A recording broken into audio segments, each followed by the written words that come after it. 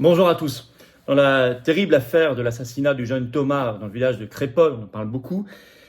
On va revenir ici non pas sur tout le fond de l'affaire, on en a déjà beaucoup parlé dans nos vidéos en direct, notamment récemment, et sur mes réseaux sociaux, mais il y a une terrible conduite de l'État macroniste. Une série de fautes, d'abord lourdes, avec les médias en complices, on va y revenir, mais pourquoi faire? Pour envenimer la situation, pour bordéliser, pour énerver les gens, pour cliver, pour diviser, pour pousser au piège, dans le piège, des gens, et finalement se retourner contre eux, et au final, obtenir quoi?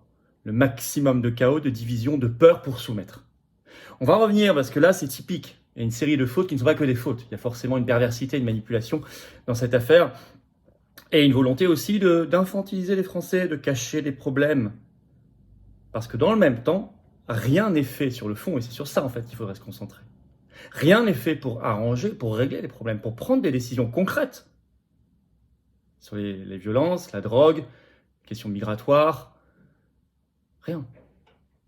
Et ça, on va y revenir aussi, parce que ça, c'est l'angle mort, personne n'en parle finalement. Tout le monde se laisse emporter par la communication et on oublie le fond, ce qui est l'essentiel. On va y revenir dans cette vidéo, vous allez voir, elle me semble intéressante et importante, n'hésitez pas à la partager. Pour cela, à vous abonner à cette chaîne YouTube, si ça n'est pas encore fait, ou à vous réabonner, peut-être même que YouTube vous a désabonné, vérifiez. Pour s'abonner à la chaîne et lui donner de la force, c'est juste le bouton cliquer sur s'abonner en dessous, c'est un clic, c'est gratuit. Et plus vous êtes abonné, plus les vidéos seront recommandées automatiquement par YouTube, donc grand merci à vous. Bien sûr, nos rendez-vous. Nous avons le jeudi, ce jeudi-là, au soir 30 novembre, à Nîmes, grosse réunion publique, inscription pour nous faire savoir que vous comptez venir. C'est mieux de s'inscrire, c'est ouvert à tous, adhérents et non adhérents. L'inscription est en formulaire sous la vidéo. Il y a un lien vers le formulaire en description. Bien sûr, le jeudi suivant, 7 décembre, 10h Paris, place Pierre-Laroque, grosse manif nationale sur les effets secondaires, vérité, justice. Il y aura Myriam Palomba, il y aura Marc Doyer, des victimes, des proches, sous les fenêtres du ministre de la Santé Rousseau. Très, très important. Notez bien. Et vous notez aussi le samedi 16 décembre, Paris, après-midi, 14h. Gros cortège national pour libérer la France. Nous y reviendrons.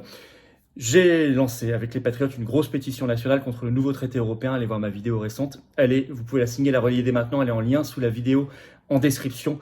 Et pour demander évidemment également que nous ouvrions la question du Frexit. Vous allez tout voir dans cette pétition. C'est important. Partagez-la, signez-la parce que ça va apprendre à nos compatriotes ce qui est en train de se tramer et il ne faut pas l'oublier. Bref, nous y allons. J'avais beaucoup de petites infos à vous donner, mais on y va. Terrible affaire Thomas. Comment l'État macroniste, les pouvoirs médiatiques aussi font tout pour mettre en fait de l'huile sur le feu. Et pour ne pas régler le problème sur le fond. On en parle là ce lundi 27 novembre parce que Véran y va. Véran va à Crépol, le porte-parole du gouvernement va à Crépol. Je vais y revenir aussi là-dessus. Je crois qu'ils avaient déjà suffisamment de soucis pour ne pas avoir en plus à se payer Monsieur Véran qui va déambuler avec les caméras dans les rues de ce village meurtri. Et puis on y voit aussi dans cette affaire la gestion macroniste des dérives liberticides. On va y revenir. Alors une série de fautes, manipulations. Sur le fond de l'affaire, on ne va pas y revenir beaucoup. Bon, c'est Thomas Perotto, 16 ans, donc qui a été assassiné dans le village de Crépol, dans la Drôme, lors d'un bal dans la nuit du 18 au 19 novembre.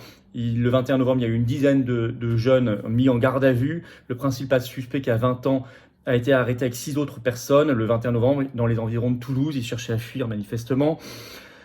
C'est un traumatisme national. Il y a beaucoup d'émotions. Ça fait plus d'une semaine et ça ne retombe pas. Pour plein de raisons. Le profil de la victime, le jeune Thomas, qui avait l'air très jovial, qui faisait du rugby, qui était festif, qui était sympathique, qui aimait faire la fête, attaqué, innocent, avec ses camarades. Il y a aussi des gens qui ont été gravement blessés. Dans une France qui normalement était jusqu'il y a peu à l'écart de toutes ces violences, une France rurale, Crépol, c'est 532 habitants. Donc tout concorde, si vous voulez, pour que ça crée beaucoup d'émotions et de traumatismes dans la nation tout entière. Alors première grosse faute, mais qui n'est pas qu'une faute, c'est pas une erreur, je dis bien faute, faute c'est volontaire, c'est l'anonymisation des coupables, mais qui est en fait aussi une façon de prendre les Français pour des idiots et des enfants. Je vous explique. Ça a été révélé par un article du Figaro le 24 novembre. Les noms ont été cachés pendant plus de 5 jours par l'État et les médias, dont le nom du meurtrier présumé, les prénoms en tout cas, parce qu'ils étaient tous d'origine étrangère. Et en réalité, par exemple, quand Mourad a été agressé au cutter récemment, ce qui est inadmissible, Vous savez, dans le 17 novembre, dans le Val-de-Marne, les médias ont tout de suite dit c'est par un individu nommé Yannick. Ça n'a pas été caché. Là, c'était caché. Je vais vous lire un extrait du Figaro qui le révèle. Écoutez bien. Mercredi matin, en marge du Conseil des ministres, Gérald Darmanin montre à l'un de ses collègues les noms des suspects placés en garde à vue la veille après l'attaque au couteau à Crépol. Ils sont français, mais pas un seul n'a un nom à consonance française, confie après coup ce ministre en soupirant. Vous verrez ce que ça suscitera dans le pays, 3 petits points. Cette affaire traumatise légitimement nos compatriotes, il faut remettre des règles et de l'ordre, sinon le pays partira à volo, ils en sont conscients. Mais ils cachent les prénoms. Alors en fait, c'est Ilyes, Shahid, Yazir, Mathis, Fessal, Kouicher, Yanis. Selon la presse, le JDD, le 26 novembre, parle dans un article de ces prénoms qu'il faudrait taire. Mais c'est très choquant parce que c'est même pas respectueux pour les Français d'origine étrangère qui, eux, qui se sentent parfaitement français, qui sont parfaitement intégrés et qui se tiennent parfaitement bien dans le pays et qui ont condamné, qui sont horrifiés par ce meurtre. Parce que c'est nous prendre pour des enfants que nous cacher cette information. C'est de considérer que les Français ne sont pas adultes, qu'ils ne peuvent pas comprendre, qu'ils ne pourraient pas comprendre que c'est pas parce qu'ici vous avez 6, 7, 8 noms à consonance étrangère, ce qui pose une question. Évidemment que ça pose la question de l'immigration, évidemment que ça pose la question de l'assimilation et de l'intégration. C'est une évidence. Et il ne faut pas se cacher les yeux là-dessus. Mais en même temps, on peut le comprendre et le dire de manière adulte, citoyenne, et très bien comprendre en même temps que ça ne veut pas dire que 100% des personnes qui ont ces noms-là ou ces prénoms-là en France ou des noms équivalents d'origine étrangère, seraient forcément des criminels, des assassins, des délinquants, etc. Bien sûr que non. Mais ne pas le dire, c'est presque laisser sous-entendre cela. C'est prendre vraiment les gens pour des enfants. Mais on sait que la Macronie infantilise en permanence. Donc vous voyez, moi ça me paraît important d'affronter les problèmes de manière adulte, de manière responsable, mais de les affronter. Parce qu'il n'y a rien de pire que de les cacher. Finalement, ça a fini par sortir. Deuxièmement, dans le même registre, c'est exactement la suite, un peu choquant, le procureur n'a pas retenu le caractère raciste de l'agression, alors qu'il dit lui-même qu'il y a 9 témoins qui ont entendu des revendications racistes lors de l'attaque. Donc ça, si vous voulez, on a l'impression que c'est toujours la même chose. Il ne faut pas que les Français sachent, il ne faut pas en parler, il ne faut pas en débattre. On ne peut pas être adulte, on ne peut pas comprendre. Forcément, ils feront l'amalgame. N'importe quoi. C'est vraiment sous-estimer les gens et les prendre pour des idiots. Alors les médias, par ailleurs, la minimisation systématique, dès les premières heures. Là aussi, c'est prendre les Français pour des enfants. Alors, par exemple, TF1 Info, encore le 21 novembre, donc 2 jours après, écrivait « Rix dans la Drôme ». C'est pas une rixe, c'est une bagarre. L'Indépendant, le 19 novembre, écrit « Le bal de village dégénère en bagarre générale ». On a l'impression d'être dans les années 60 avec les bagarres de village, de bal. Bon, ça n'a rien à voir. L'Union, le 19 novembre, parle d'un bal qui tourne au drame, alors que le procureur, je pense celui en charge de l'enquête, le 20 novembre, il a parlé d'une expédition programmée, je reprends ces termes. Les témoins ont cru que c'était, je cite, un attentat. Ils ont parlé de scène de guerre. Il y avait des lames de 25 cm. Des gens qui sont arrivés avec des couteaux de 25 cm. Donc on ne peut pas dire que ce soit un bal qui a mal tourné. Ou une rixe. Rixe, il faut être 2. Hein. Bon. Et le procureur dit, ça vient de la bande de la monnaie. Elle se nomme elle-même, elle a un nom. C'est une bande. Donc là, on est dans une espèce de minimisation insupportable aussi. Et puis, les interdictions. Alors ça, c'est la dérive macroniste classique liberticide.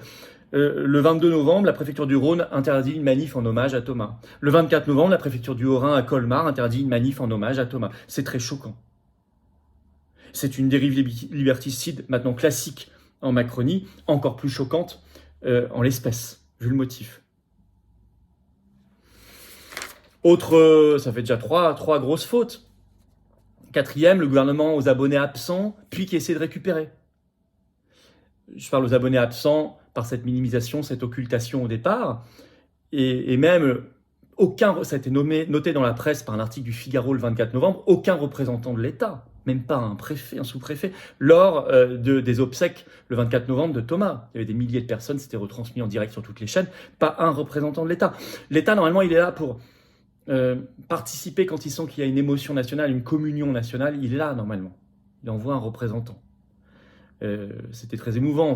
Il y avait un grand drapeau français à l'entrée de l'église. Les parents étaient très dignes, d'ailleurs, ils ne prennent pas la parole, les parents de Thomas, ses deux frères Hugo et Adrien aussi. Et alors, se rendant compte de la bourde, le soir du 24 novembre, Info BFM TV, Véran, porte-parole du gouvernement, annonce qu'il va se rendre à Crépol ce lundi 27 novembre. Qu'est-ce qu'il va y faire? Il va à Crépol, puis à Romans-sur-Isère, quartier dont viennent essentiellement les assaillants. Il vient pour, dit-il, montrer le soutien et l'engagement de l'État, mais c'est bien tard. Et ça fait hypocrite maintenant. Alors je sais pas, à Crépol, qu'est-ce qu'ils vont faire? Fermer tous les commerces il ne doit pas y en avoir beaucoup dans un petit village, mais en tout cas, peut-être montrer leur désaccord, leur désapprobation de ces méthodes, peut-être. Je ne sais pas ce qu'ils vont faire, ils feront comme ils veulent, mais moi, je trouve ça particulièrement choquant et mal placé. Et puis surtout, si vous voulez, à côté de ça, rien sur le fond. Est-ce qu'il y a reprise du contrôle de la situation en matière migratoire? Absolument pas. Parce que vous le savez, on a fait suffisamment de démonstrations et de vidéos là-dessus. Si vous voulez vraiment reprendre le contrôle en matière migratoire, faites pas une Mélonie. Inutile de taper fort avec des slogans tapageurs qui font du bruit. Ça sert à rien, ça. Ça, c'est pour tromper les gogos. C'est électoraliste. Il faut quitter la CEDH, Schengen et l'Union européenne, qui détermine 90% de notre politique migratoire, notre politique d'expulsion, notre politique de contrôle des frontières, notre politique d'asile, notre politique de regroupement familial, etc., etc. Non, parce que le projet mondialiste, c'est l'immigration qui est utilisée massivement pour faire baisser les salaires, évidemment, et pour fracturer les nations. Et donc, ils vont continuer. Et ils n'ont pas l'intention de baisser et de faire toutes ces mesures, de prendre ces mesures de reprise du contrôle, de reprise de souveraineté migratoire. Par ailleurs, est-ce qu'ils ont décidé de faire des choses contre la violence, les armes? Est-ce qu'ils vont aller chercher dans certains quartiers ou auprès de certaines bandes de délinquants où on sait qu'il y a les armes blanches ou armes à feu, voire armes de guerre? Non. Aucune opération en ce sens, jamais, vous l'aurez remarqué. Par contre, souvenez-vous, il y a un an, du 25 novembre au 2 décembre 2022, il y avait une grosse opération nationale pour demander aux Français de rendre leurs fusils de chasse et leurs armes. Il y avait 200 armodromes qui avaient été ouverts en France pour les récupérer pendant une semaine. On avait quand même à l'époque, souvenez-vous, sur cette chaîne dit attention, parce que c'est quand même étrange. On va désarmer des gens qui ne font rien, par contre, on refuse d'aller désarmer ceux qui font. Et ben, on voit ce qui s'est passé. 3, sur la drogue, parce qu'on sait que la maire de Romans-sur-Isère l'a dit elle-même, ces quartiers sont gangrénés, sont financés par la drogue. Est-ce qu'il y a des choses qui sont faites? Ben, vous savez, si vous ne démantelez pas les grands trafics internationaux, en fait, vous ne faites rien contre la drogue, quasiment. Et pour ça, il faut avoir la maîtrise de vos frontières, là aussi. Reconstituer des douanes. Les douanes ont été détruites en France en 20 ans. Détruites. Ah, mais oui, mais ça ce n'est pas compatible avec notre appartenance à Schengen et l'Union européenne. Donc, la drogue se déverse. Parfois même au Sénat, elle se déverse. Et à l'Assemblée nationale, vous l'avez vu. Donc, si vous voulez, voir ailleurs. Donc, si vous voulez, on voit bien qu'ils ne veulent pas prendre des solutions sur le fond. Le piège, c'est quoi? C'est qu'ils veulent que ça dégénère. Ils veulent énerver, ils veulent diviser, ils veulent bordéliser, énerver les gens, les pousser à s'énerver. Pourquoi? Pour qu'ils soient poussés à faire justice eux-mêmes. Les pousser à ça. Pour ensuite, dès qu'ils bougent le petit doigt, on l'a encore vu ce week-end, les réprimer de manière extrêmement violente avec la violence d'État. C'est le piège.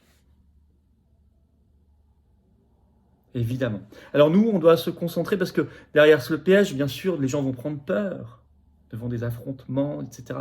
La masse des gens qui regardent va prendre peur. Et quand vous avez peur, vous vous soumettez au pouvoir. C'est exactement ce qu'ils veulent. Alors ça sera quoi derrière? État d'urgence, état de siège, toujours la même chose. Notre exigence sérieuse, on n'est pas dans la politique adolescente. Sérieuse, c'est de se concentrer sur les exigences de fond dont je viens de vous parler, sur la question migratoire, sur la question des violences, des armes, du financement, de la drogue, de la reprise de notre souveraineté en main. Chasser les manipulateurs et les pervers du pouvoir également, ça va de pair. C'est sur ça qu'il faut se concentrer. Merci de partager cette vidéo. Si vous partagez cet objectif, parce que c'est ça le vrai objectif de salut public et d'intérêt national et de bien commun. N'hésitez pas à partager la vidéo, à vous abonner pour cela à cette chaîne YouTube en cliquant sur s'abonner en dessous. C'est un clic, c'est gratuit, en vous réabonnant. Peut-être même que YouTube vous a désabonné. Allez-y, vérifiez. Merci à vous d'avoir compris l'intérêt de s'abonner pour que les vidéos soient mieux recommandées par YouTube.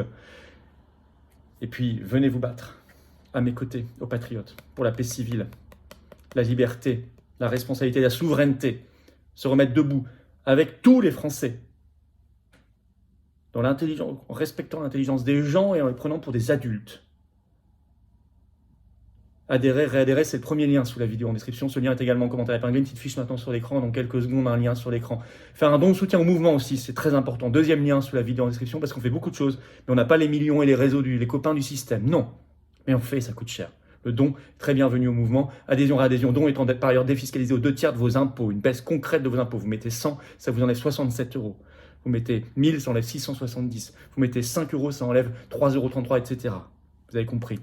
Par ailleurs, vous êtes dans une belle famille quand vous êtes adhérent, réadhérent. On vous propose des actions, on vous met en relation avec des gens qui pensent comme vous à côté de chez vous. Métropole, outre-mer ou à l'étranger, on est présent partout.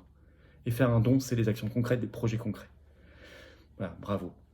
Et par ailleurs, 30 novembre, je suis à Nîmes en réunion publique, inscrivez-vous. Lien sous la vidéo en description. Pétition contre le nouveau traité européen et pour le Frexit sous la vidéo en description à signer et relayer. Et 7 décembre, 10h Paris, place Pierre-Law, grosse manif nationale sur les effets secondaires. Soyez là. Bravo donateurs, réadhérents, bienvenue aux nouveaux adhérents patriotes et vive la France.